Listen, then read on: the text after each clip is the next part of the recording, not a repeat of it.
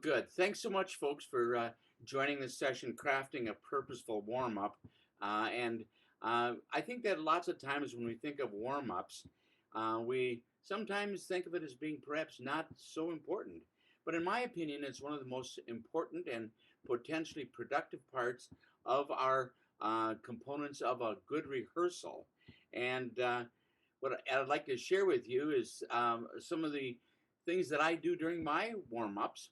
And but when I'm talking about this, sometimes people say to me, "Bruce, you don't understand. I've only got X number of minutes for rehearsal, and so therefore I really can't spend much time in it. You don't understand that I don't have time." But I'm going to share with you, and particularly at the end, I'm going to give you some real clear-cut instructions on a 5-minute warm-up and a 10-minute warm-up, depending on the uh, should we say the advancement of your bands, whether they be young students or more important, or I should say older students.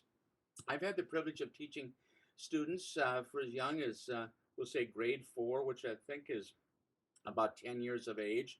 And a year ago, I was again a wind ensemble director at a university, and I do similar kinds of warm-ups.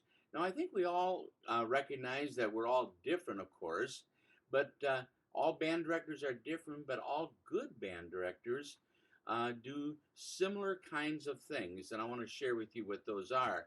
The other thing I would like to share with you is that while a warm-up, it needs to be consistent in purpose, but varied in the application of it. So I'm going to be sharing with you lots and lots of things as we go along.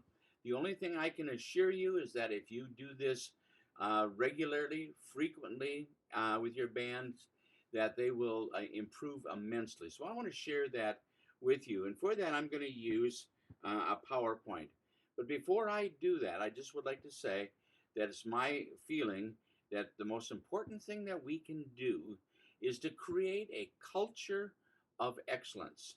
The culture of excellence will be our friend, and it'll help us in our recruitment process, the retention of students. It'll help us also garner the support of parents, and it'll also help us with garnering the support of administrators. Everybody wants to be a part of a winning team, and we can be a part of a winning team when we create a culture of excellence. The culture of excellence starts at the very first note we play at each and every rehearsal. I would suggest to you that don't allow any poor sounds to come from your band. Start right from the get-go, because if in fact if we don't correct it right from the beginning, we're not going to have a real productive rehearsal. So I'm going to use a PowerPoint. I'm going to share my screen now, and hopefully you'll find this to be helpful. So there it is, crafting a purposeful warm-up, and with me as the clinician. So if it's a purposeful warm-up, what are some of the things, what is the purpose or purposes of this? So what I'd like to do now is to share with you the purpose. So we're going to identify the purpose. So there's a number of things that we do. First of all, we're going to develop the individual skill. You know, when I was teaching full-time, which I'm not doing now, but when I was teaching full-time, I would give students assignments. And you must go home and practice this and that and whatever. And I was most often disappointed, because I'm sure you've experienced it too, where the kids just aren't practicing the way we would like them to practice. So what this does is this helps them to, and I call it my guided practice. So we practice together in a group, and so it's called the guided practice. Then we're also going to develop our ensemble cohesion, and we're going to that's part of the purpose of this, crafting a purposeful warm-up. And we're going to do a number of things.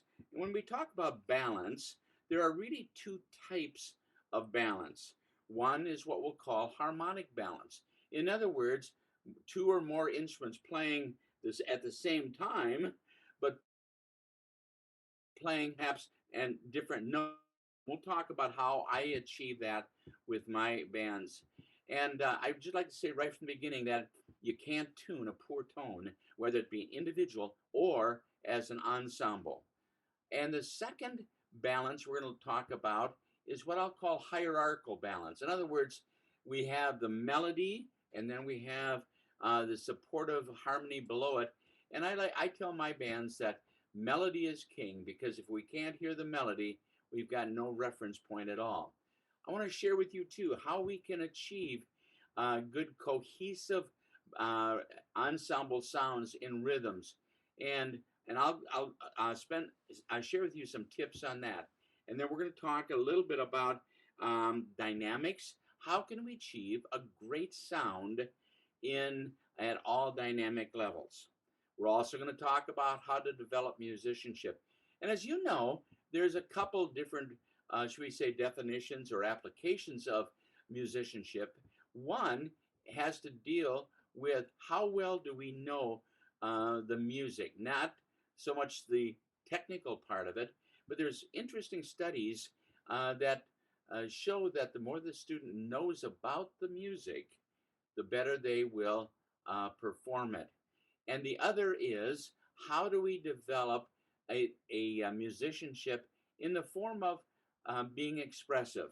Each and every one of us would agree, I'm sure, that music is the international language, or universal language as it's sometimes called, but that puts a responsibility on us. And so how are we expressing the thoughts and the feelings of the composer?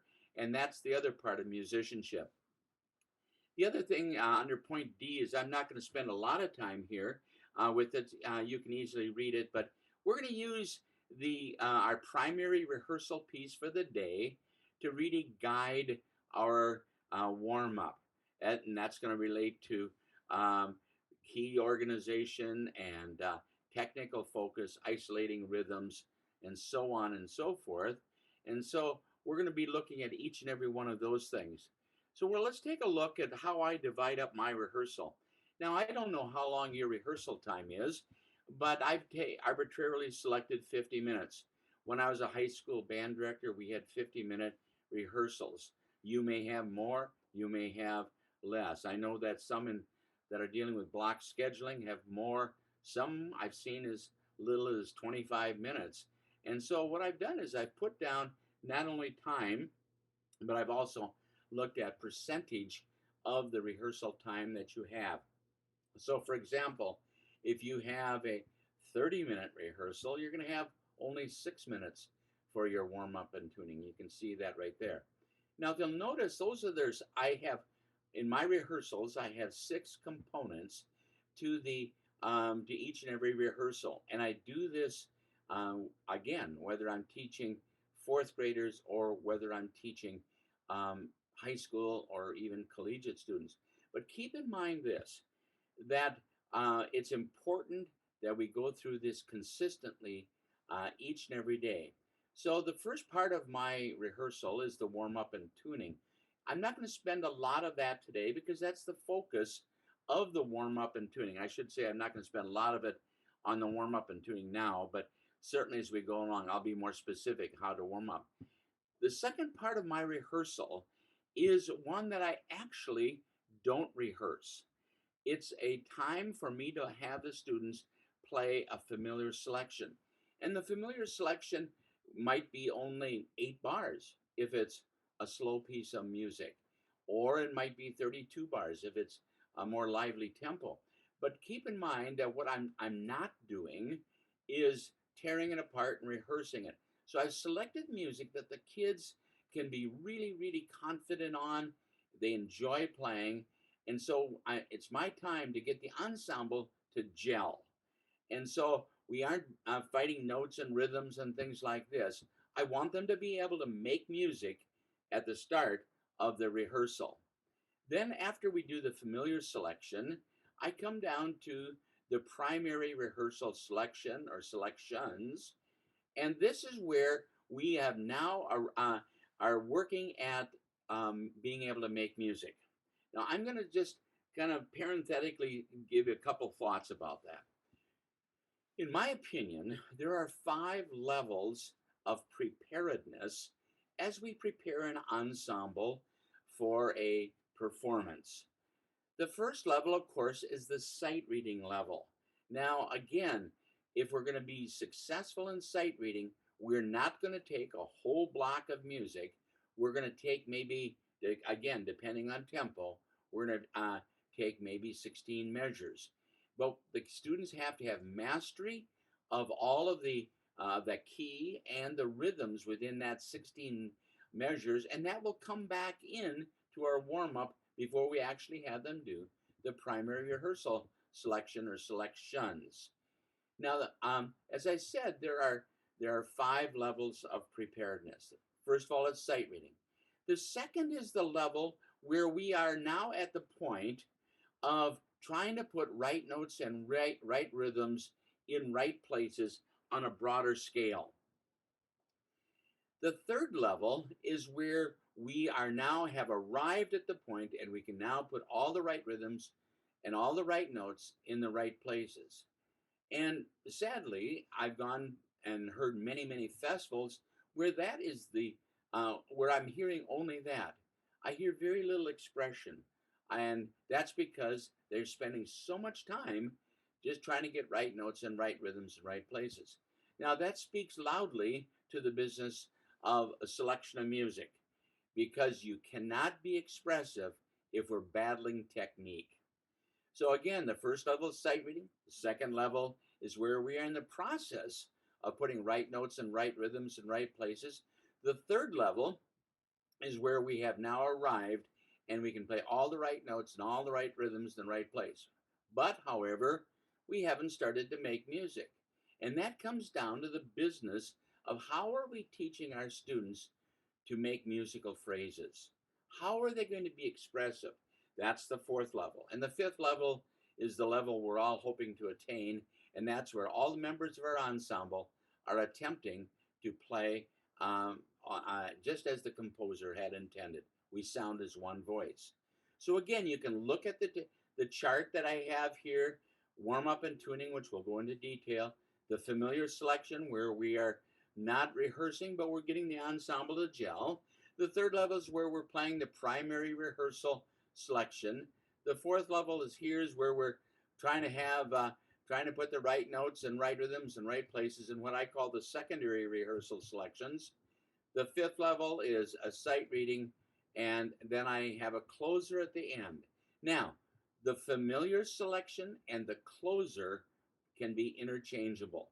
I want every one of my students to start the rehearsal by making music and ending by making music. Again, I don't rehearse those, but those so they can leave every rehearsal by, so to speak, putting a bow on the rehearsal and saying, wow, wasn't that great? We really made music today.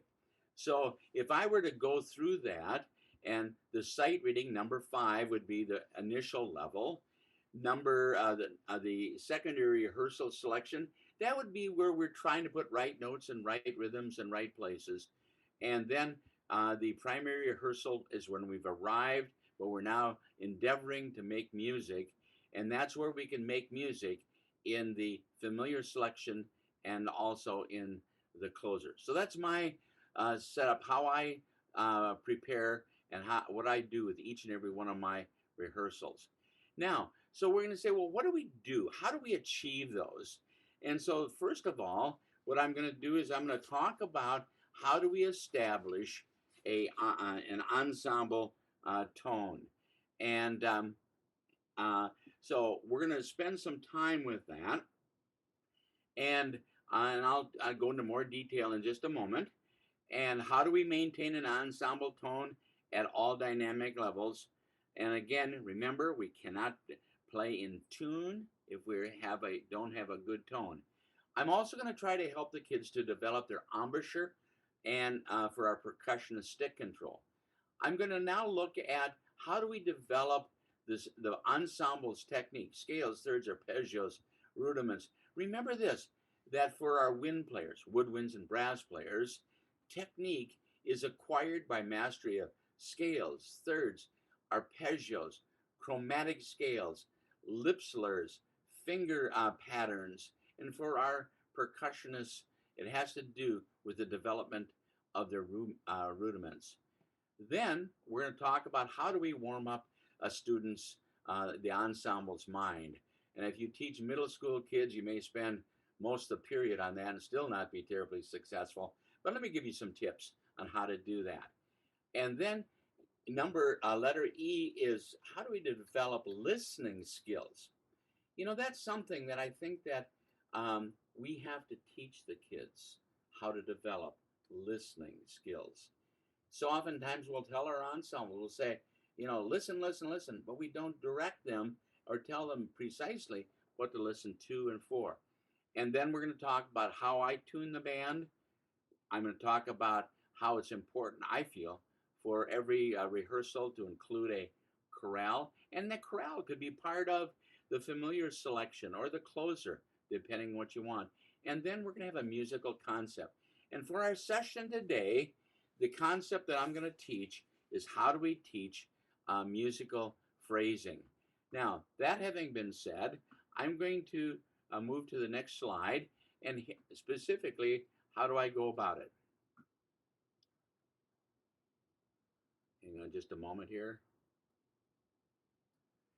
Okay, so the first thing I do is I ask my students to play a chord. We're going to play it at a mezzo forte level, and I'm going to ask the students, I'm going to ask them, how loud should you be playing in order to play a mezzo forte and playing your note? It could be any chord. E flat major chord is perhaps one of the most in-tune chords that bands can play. Now, that having been said, so I'm going to ask the students, how loud are you going to play? Who are you going to be listening to? So I'm going to share this with you. I always tell my ensembles, you listen down for tone and you listen up for style. So in other words, my principal players are going to listen down to the second and third players. And the second and third players are going to be listening up for tone and style. I'm also going to ask them to not only how do I want to sound, how loud do I want you to play, but how are you going to focus your sound? And so for focusing their sound for the woodwinds and brass, I oftentimes will have a piece of paper. I have the students hold a piece of paper with a target on it and direct their airstream to hit the target. Another way we can accomplish that is by having them think of holding a straw 6 inches from their mouth and to focus the air and try to get the air through the straw. That's how they're going to achieve it. Now, if we do that, we're going to be listening for a couple things, but I'm going to ask myself a question first. I'm going to say, can I hear all of the instruments? And so that might require me to adjust various sections as far as their volume, or it might even require me to have the students the way I have them seated, for example. And so every section of the band has a contribution to the overall band sound. And so here's what I'm going to share with you. Here's the contribution that they make. I like, personally, what's called a dark sound or a German sound whenever the entire band is playing at the same time. Let's call that a tutti, at a tutti level. I like a dark sound. So how do we get that dark sound? First of all, we must understand that the warmth of the dark sound that we're looking for comes from our conical brass. The conical brass being our horns, euphoniums, and tubas. And so in that group, that's the sound we're looking for, and all of the other sections must fit within that sound, and I call it get inside their sound. Now, the other instruments, of course, have contributions as well. For example, the brilliance is created by the upper woodwinds and upper brass. We're going to go into more detail in just a moment. The strength or the support of the sounds comes from trombones. Lots of times I'll hear bands play and they sound hollow. We hear plenty of high notes. We maybe hear plenty of low notes, but in the middle, we're not hearing the sound, so it's not the round sound we're looking for. Trombones provide that for us. The resonance of a band sound comes from our low woodwinds, and that, of course, would be our saxophones. That would, of course, be our bassoon. And those instruments give us the resonance, the organ-like quality, and the percussion provide what I refer to as the sparkle. Now, having said that, I would like to now to go to another slide and say, how do we achieve this? I give all of my students at the start of the year, and I know this is the start of the school year for most of you, that I give them this picture right here. And if you'll notice, it says where it came from a book my colleague and I, Ryan Nowlin, wrote called Teaching Band with Excellence. Now, if you'll notice that, we want to achieve that kind of a sound. I tell my students, let's suppose for a moment that this is a geometry problem, and you'll hear them groan when you say that. But I'll say, let's take a look at that. And supposing that's a geometry problem, how in the world do we, or which section has the greatest volume? And of course, they'll say bass, followed by tenor, followed by alto, and followed by soprano. Sadly to say, a lot of bands that I hear have that inverted, where in other words, the greatest sounds coming from the sopranos, the least amount of sounds come from brass. So how do we achieve this? For me, it's a matter of pairing up sections. And so the first thing that I do is I pair up the flutes and oboes with the clarinets. We're going to talk even more specific about this. By the way, this is not original with me. This comes from a wonderful book that Francis Macbeth wrote, published by Southern Music. And his book is called Effective Performance of Band Music. And it should be in every band director's library. Now, and I want to explain it. And so what I do is I pair up sections. I pair up flutes and oboe with clarinets. I'll ask them to play that E flat major chord. I then ask the rest of the band to listen to that to determine how the balance is going. Who's playing too loud? Who needs to play louder? Etc., etc.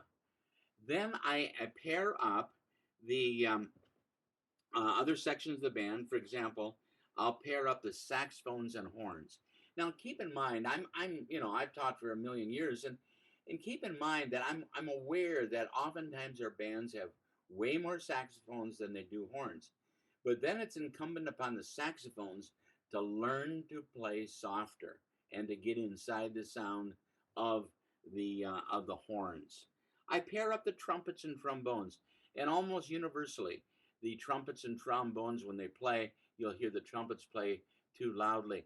Interestingly, I did this workshop with and had as a demo band, a university band. And they had never really listened, the trumpets had never really listened to the trombones. And boy, when I isolated them, they had to make a dramatic change, and it improved the sound of the band immeasurably. Then I pair up the low woodwinds, which I identified earlier, with the tubas and euphonium. And we want to make sure that they're equal volume for that. And the percussion section, within each section, they should be listening to the other voices within each section. So how do we achieve this sound? First of all, I'll ask the basses to play. Everything I do has to do with having the basses start first, because we need to listen down. Excuse me, just a minute. So what I'm going to do is I'm going to layer them and ask them to have the basses sound. And then on top of that, I'll have the tenors play, but play softer than the basses. Then I'll have the altos play, and they're going to play softer than tenors. And then on top of that, we're going to have the sopranos play the least loud of all. Now, as I go through that, you're going to find that this will affect everything. It affects our recruiting. It affects how we assign parts. When I was directing the wind ensemble at the university last fall semester, I had 9 clarinets, and so I put 2 on first, 3 on second, and 4 on third. So when you assign parts, always give more players on the lower parts than you do on the upper parts.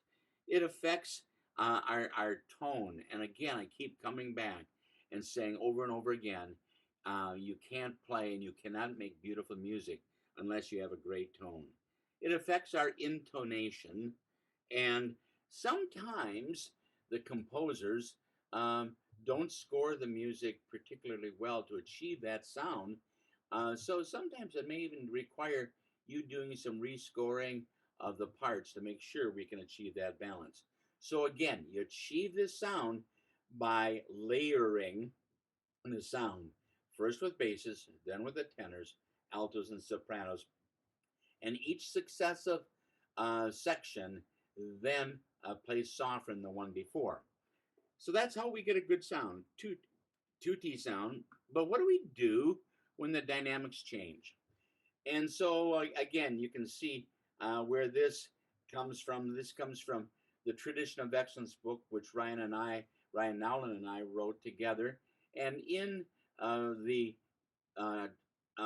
Tradition of Excellence book, in the back of the book, in books 1 and 2, you'll find already tailor-made warm-ups for you.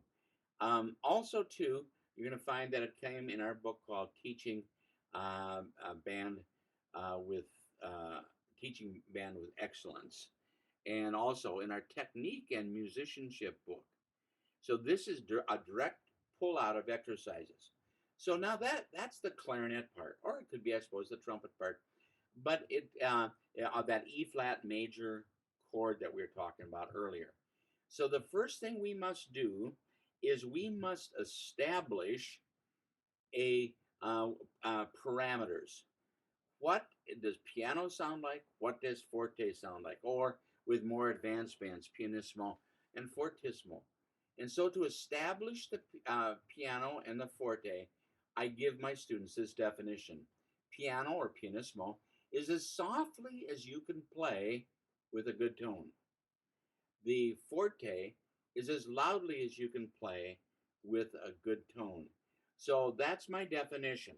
So what I'm going to suggest that the students do is I'm going to ask them to play this exercise, and I'm going to ask that the basses crescendo 100%, the tenors crescendo 75%, altos 50%, and sopranos 25%.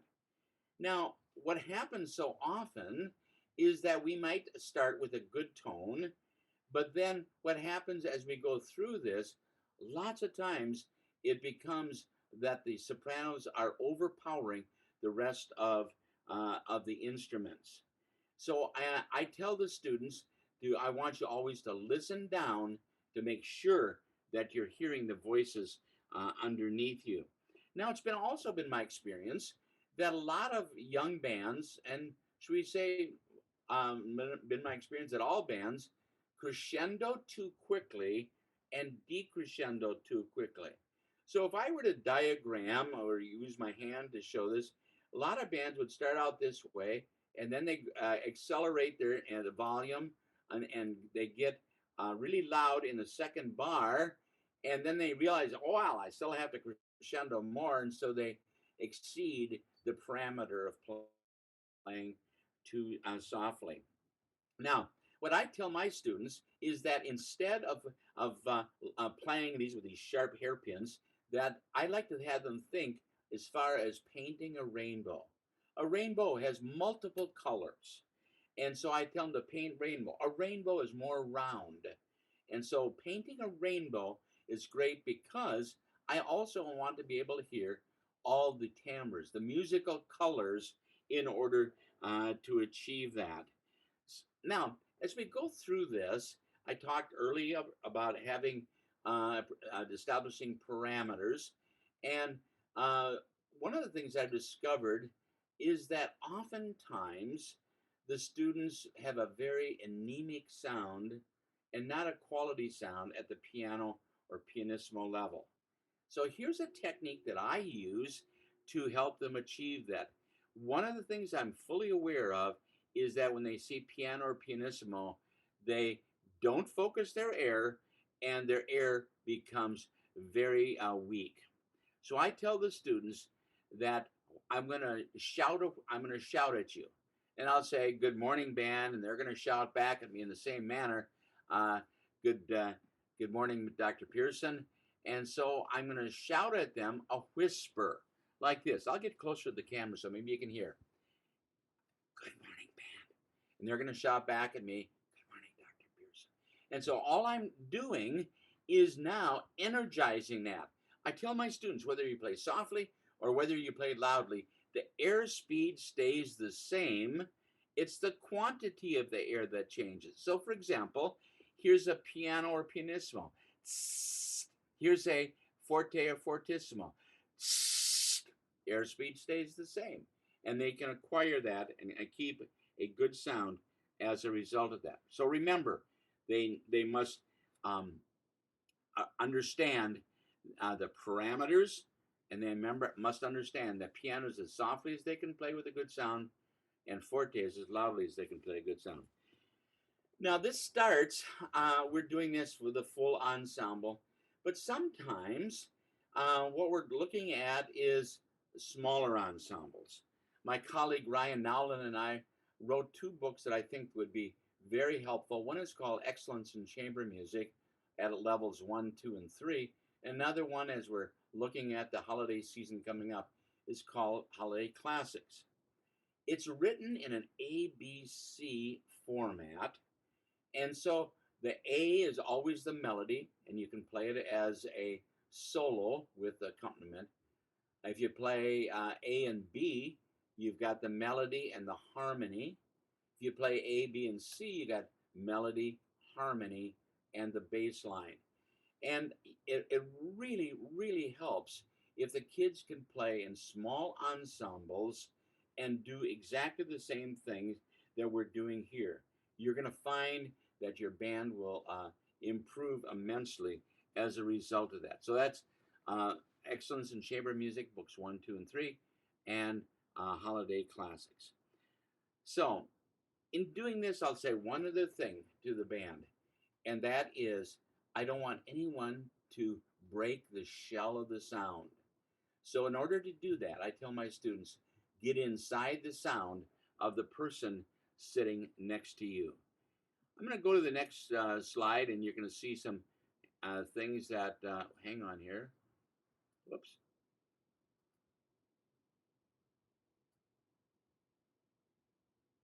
There we go. Sorry about that. So now, here are some things that I'd like to have you look at. And again, keep in mind, I don't do all of these all of the time, but in principle, I do them. So I want you to see these. And again, remember, one of the things we develop is slurs and lip slurs. In our bands, we generally will have 2 or 3 levels of proficiency. So I divide the band, and I know my students as to which students it'll profit. And so I'm going to now say, let's have everybody play 1A. And as we play 1A, don't be just satisfied by playing it. Remember, you should hear 4 octaves at the same time, because you're going to be going back to this. You must hear all 4 octaves. Then, because I've got some kids who are slightly more advanced, I'll say, let's have those students, the A, should we say a group that is really struggles with 1A. We get some more advanced players, and they can play 2A.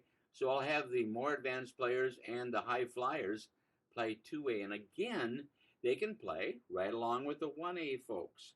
And the same thing is true for our high flyers and the more advanced students. And I found by doing this that when students have faster notes, they turn off their ears. And so consequently, when we're playing 1A, 2A, 3A, and the percussion part with that, you're going to find that you're going to have to really work at having them to listen down to all 4 to all 4 octaves for that. That's critical that we do that. Now, hang on, I'm coming. Here's another exercise because we want to oftentimes double up our efforts. And in other words, we want to develop slurs and lip slurs, and we also want to develop their technique. So in this particular exercise, I'm going to have one group of players do the slurs and lip slurs, and this is just a couple or 4 measures of it, but it comes from our technique and musicianship book. And I'm going to have other players do the technique builder, and I'm going to have the percussionist do the stick control. Please, please, please be real careful with the percussionist that the goal here is to make sure that every 8th note sounds exactly the same volume. And so let's give for example, maybe the brass plays slurs and lip slurs, and then the woodwinds will play the technique builder with any kind of combination of articulations. Here's another, and I'm moving, I realize, pretty quickly. As I said right from the get-go, that it's important where kids have mastery of scales, thirds, arpeggios, lip slurs, finger patterns, and so on and so forth. Some of the kids in our band can play 2 octaves. Some can only play 1 octave.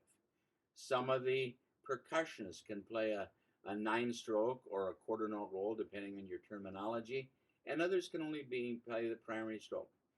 I want to focus now, just for a moment, on the scale. It's been my experience that what happens here is that it gets rather sloppy, and you can do this with your band time and time again. And so I like to tell my students that if it's sloppy, what we do is we sizzle and pop. Sizzle and pop. Sizzle, meaning, and I'm going to demonstrate that. Pop means you pop your fingers very mechanically, and you'll find that there'll be an immeasurable improvement. I mean, I've done this so many times if you have them sizzle and pop. So, for example, the A people would go, and so on and so forth. The B people would go,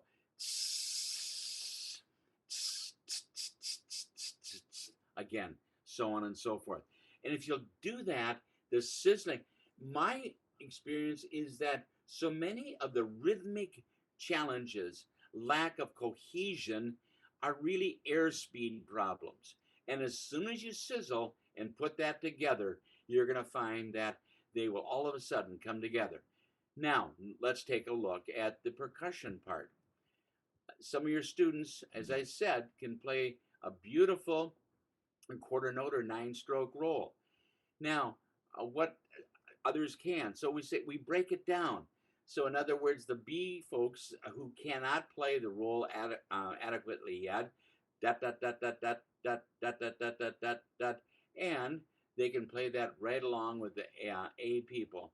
And then have them, sometimes the people who are playing the A part think they can do that cleanly, but you say, let's go down and play the B part first, and then go back and apply it to your roll.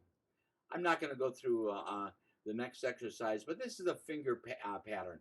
In this particular case, look at the first 2 beats. The first 2 beats we're lifting up 1 finger at a time, and second bar we're lifting up, the beats 3 and 4 we're lifting up 2 fingers. The same thing is true as we move on, particularly with that. And again, we're coaching the percussionists into playing in order to play a quarter note roll. I won't spend a lot of time on that. I'll just kind of go through that. Hang on, I gotta move here. Okay. Here's some other things you can look at. And again, if you'll take a look, scales, thirds, arpeggios. By the way, when you're playing 6/8, and we're looking at this articulation and technique etude, if you'll find that sometimes kids, when they play the so-called triplet or 3 notes per beat here, you'll find that they will sometimes crush the first two notes. Da da da da da da da da. So to achieve that, I ask our percussionists to go yet da da da, the yet da da da da, the yet da da da, the yet da da da.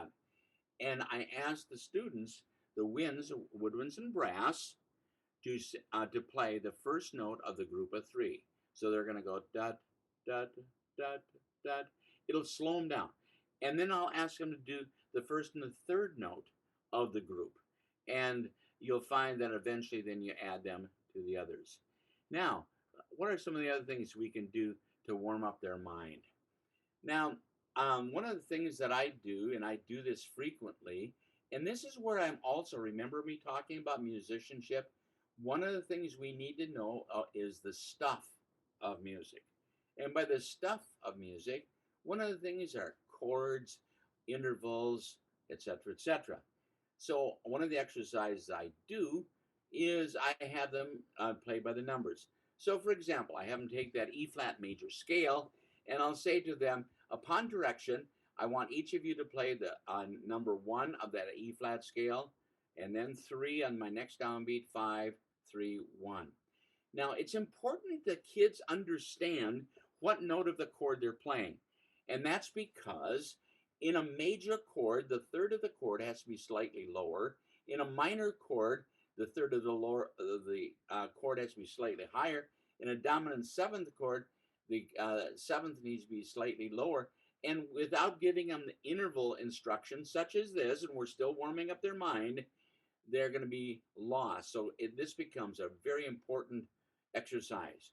And then I give them some other things like 1, 2, 5, 1, and about the time they have me figured out, I say, okay, let's try 6, 8, 1, 4. And so here are some other echo drills that I do.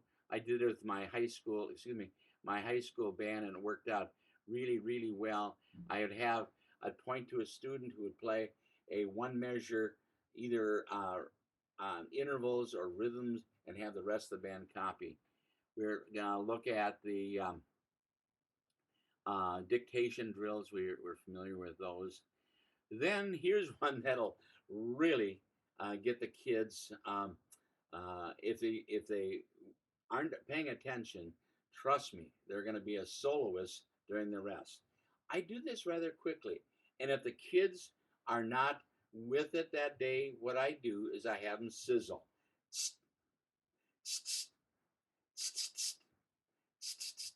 So on and so forth. But then what I'll do is I'll say, let's play this, and I do it rather quickly. The kids, you'll find it'll wake them up and go for it because they're listening, and they're also now a little more awake. I'm not going to spend time following the sticks, changing the tempos on things, and we're going to talk about developing listening skills and consistency of tonal energy. I want you to, this is one of the exercises that I would do with regardless of how much rehearsal time. So what I do is I start, if you'll notice, you could start with whole notes, half notes. For example, here I did quarter notes, and I have the basses start, they play for one measure, then the tenors, altos, and sopranos. Now they're to match the previous group's pitch, duration, and intensity. I'm going to look at the note lengths. For example, staccato, I like to use tum, T-U-M, tum, tum, tum, tum, for example, for that. For tenuto, I have them go do, do, do, do. And for marcato, I have them put an emphasis on the M, like tum, tum, tum, tum. In fact, sometimes I tell the students that if you look right in your band drum, and most band drums are cement blocks, and a marcato has a square beginning and a square ending. It gives them a visual of that. So then I start out, let's talk about the quarter notes, for example. And for the quarter notes, what we're going to do here is I'm going to, and again, remember this, there's only 3 categories of note lengths. There's all kind of dynamics, and within the 3 categories, there's all loads of variety. But let's play. We're going to start in with these quarter notes staccato. And we're going to do it at a mezzo piano. So the basses start out tum, tum, tum, tum. Now, keep in mind, even then, they're listening to make sure that there's good balance and blend within each section. So the basses go tum, tum, tum, tum, followed by the tenors, tum, tum, altos, and the sopranos. Notice the repeat, because I want the basses to have to match the sopranos. Now, good bands start notes together, great bands end the notes together. So I ask them to listen to the ends of notes. Again, teaching them to listen.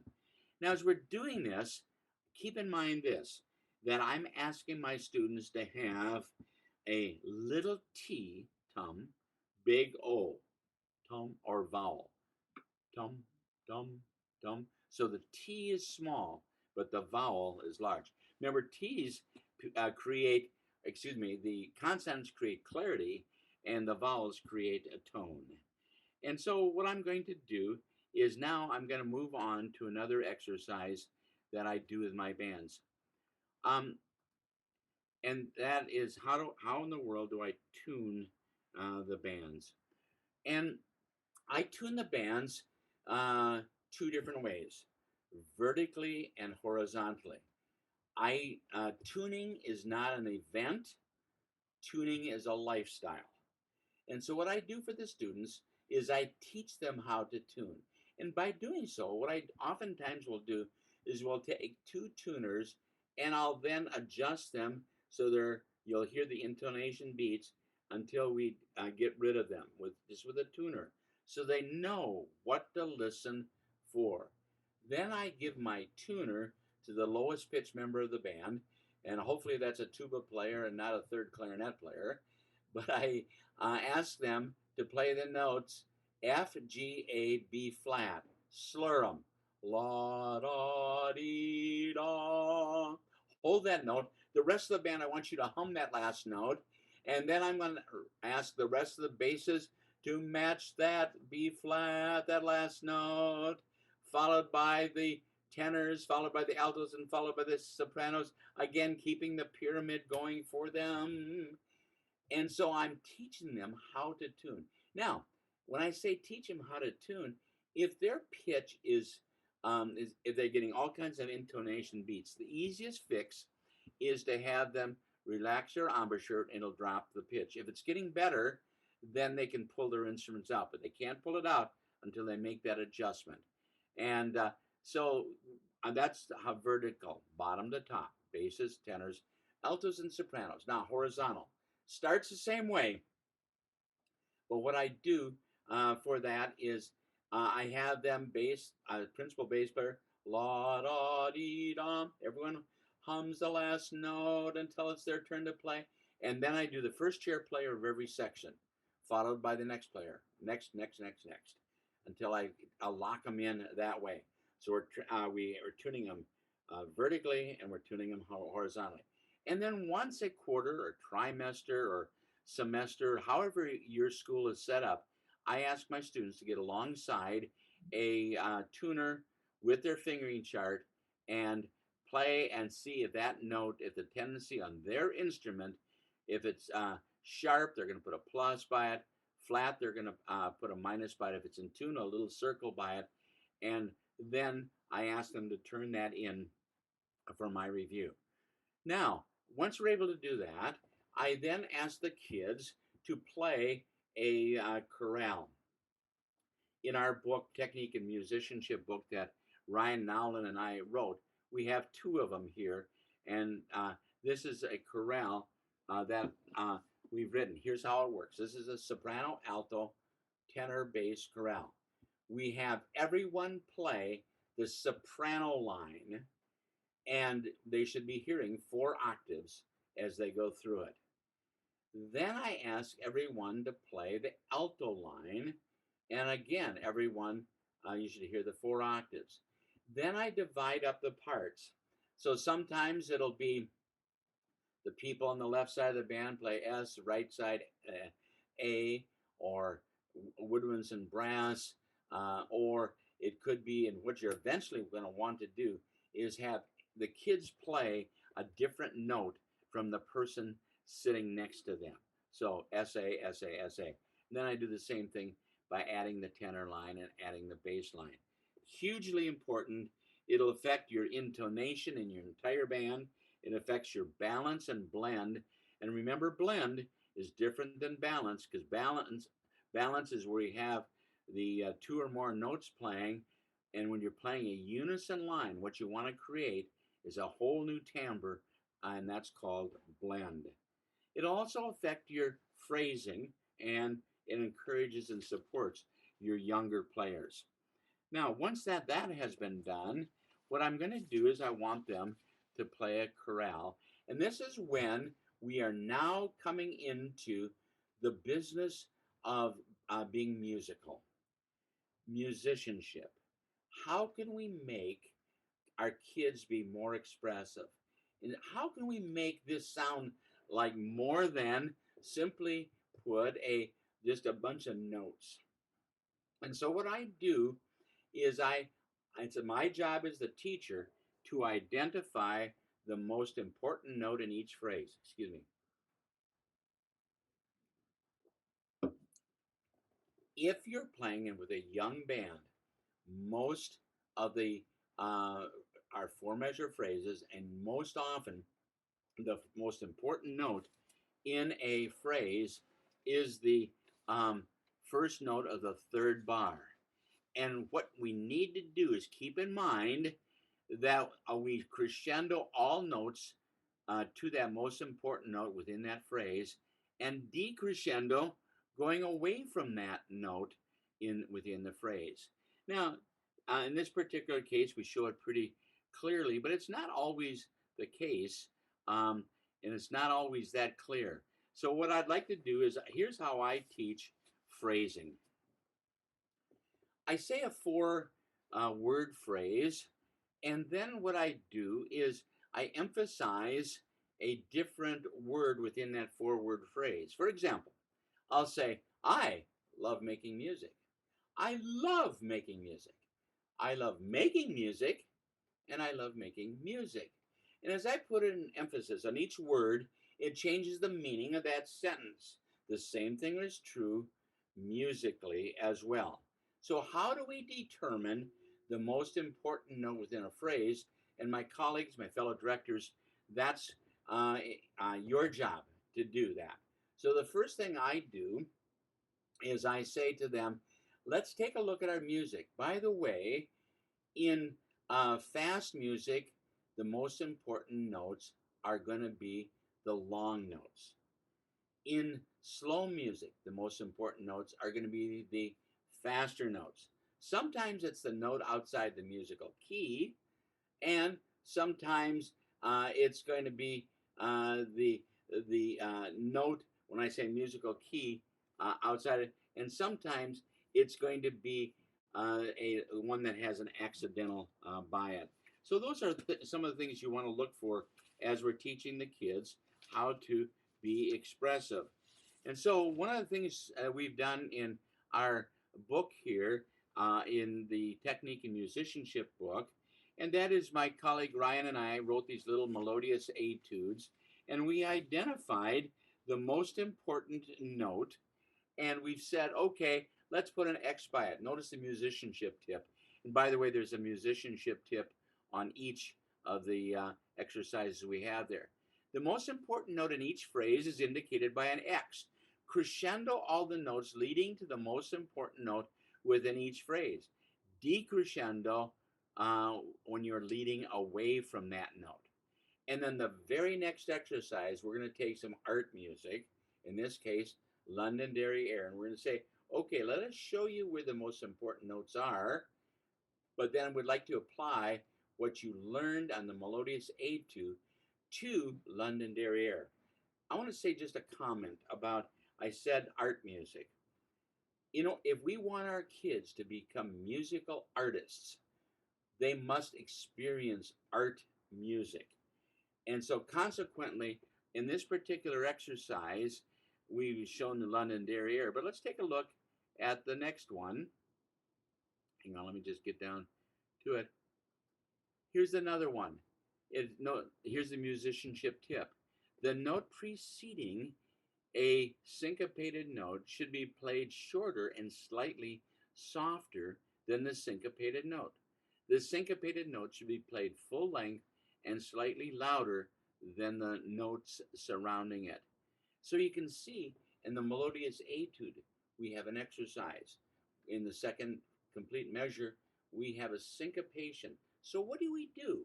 We play the note previous to that, we play it softer, and the second note, the syncopated note, louder and full volume. And so then we show you some art music. In this case, it's Beethoven's Ecosse. And so hopefully you'll find that to be helpful as you work your way through it. Here's some other exercises that you might want to consider. Interval tuning over a drone. You might also want to consider doing something like this. But here's a sample 5-minute young band warm-up. So if I had only 5 minutes to warm up my young band, what kind of exercises would I do? First of all, I would do a chop builder, improving and strengthening their embouchure. And I keep in mind, focusing the air is critical to that. As we do a scale, number 2, remember we're popping our fingers, sizzling and popping. Number 3, finger lifters, lifting up 1 finger at a time, then 2 fingers. We're going to do the dynamic control. We've talked about how we do the basses crescendo 100, tenors 75, altos 50, sopranos 25.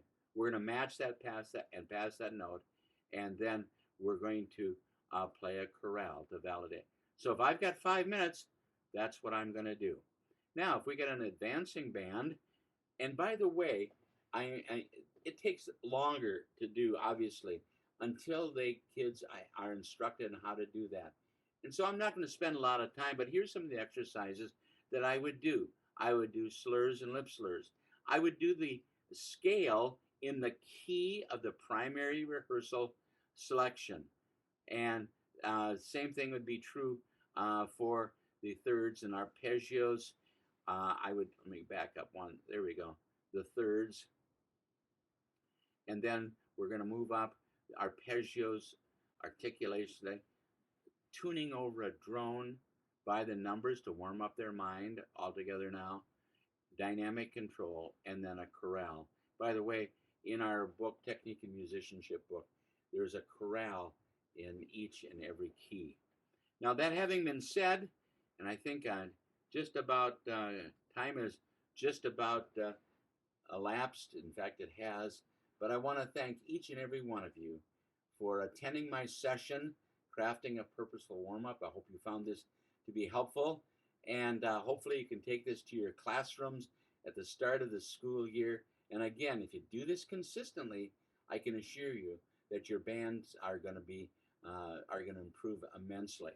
I also personally want to thank each and every one of you for enriching the lives of your kids as you make music and help them to enjoy the process of music making. So thanks so much. I'll entertain some questions now, and we'll go from there. Carl? Thank you so much, Bruce. Another really great session today. And thanks to everybody for attending. We are happy to take questions here. So please feel free to use the Q&A there at the bottom of your the Zoom screen. Or if you'd like to ask an audio question, we'd love to hear from you too. So feel free to raise your hand. While you're thinking about those and getting questions ready, I'm going to put our contact information into the chat here. That way, if you have any questions after the fact, or if you'd like to receive a digital copy of the handout, you can let us know. We'd love to share that with you in this particular event, but unfortunately, the webinar format doesn't allow us to do that. The last thing is that we have a special offer for everybody who's attended today. So stick around just a minute longer. If hopefully we are catching you at a good time, but we have a 25% discount on several of the series that we mentioned today. And that would be the Excellence in Chamber Music, Book 1, 2, and 3, the new Holiday Classics collection, and the Technique and Musicianship books. So I'm going to put that in for everybody to see here in the chat. And the promo code for that is Excellence21. So if you go to our website and use that promo code at checkout, you'll get a 25% discount on those books. We hope that you also support your local music dealers. That's really important. They need your support over this past year. So any additional copies or if you like any of the other series, we hope that you'll go to them and support them as well. And I see that we have some Q&A here. Feel free again to raise your hand if you'd like to ask an audio question. We'll definitely get to those too.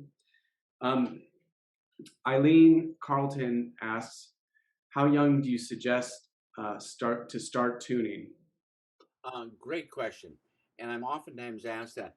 It's important to start tuning as soon as the students have established a characteristic tone on their instrument. And to do that, to have for a characteristic tone, how to achieve that, they must learn to play the proper note. In the case of the flute, they need to learn how to play that with their head joint, and that note is a second space A with a closed head joint. Clarinet, it's going to be top line F sharp with mouthpiece and barrel. Just to give you a couple of examples, and that is a part of a session that I do called Inspire Excellence, of achieving the most from every lesson. So you start tuning as soon as the students can play a good characteristic tone. Great. Patricia Curtis is asking, would it be possible to receive confirmation that the folks here attended this session today? And I can certainly do that. That would be best service by contacting us via email using that contact information. I'll put that in the chat one more time. So if you'd like to receive a letter from me stating that you attended today, I'm happy to do that. Put this in here again.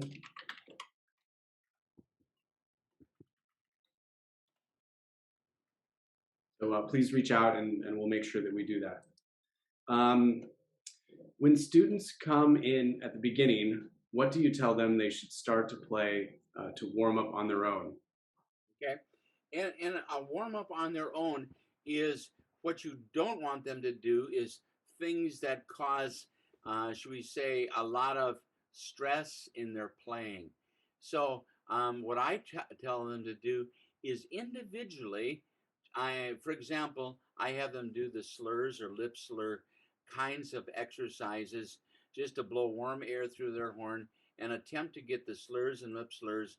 And then I proceed from that point on to have them just play some scales for that. And by the way, it's critical at the start of every rehearsal that we start our rehearsal on time and end on time. And so while the kids are coming in and doing a few things individually, as soon as it's time for the class period to start, then we do the exercises that I've been sharing with you this today.